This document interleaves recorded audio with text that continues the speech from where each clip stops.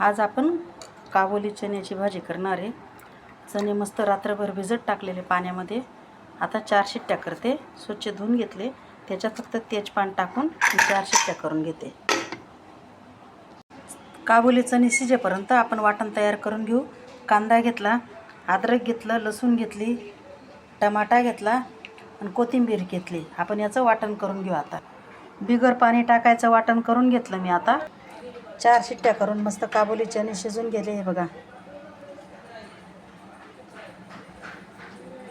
तेल मस्त गरम झालं आपलं। आपण त्याच्यात हे वाटण टाकू। आता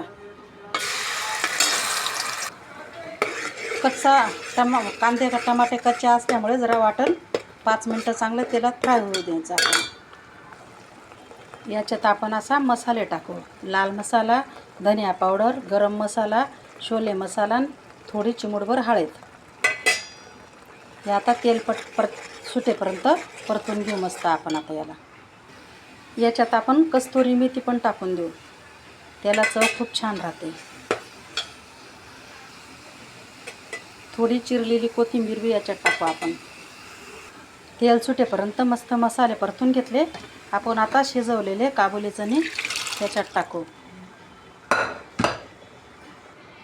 आता चवीपुरतं मीठ टाकू आणि 5 मिनटं मस्त भाजी आपली उकळू देऊ। आता तयार झाली आपली काबुली चण्याची भाजी। मी तुम्हाला आता ताटात काढून दाखवते आणि थोडी कोथिंबीर बी वरून टाकते त्याच्यात।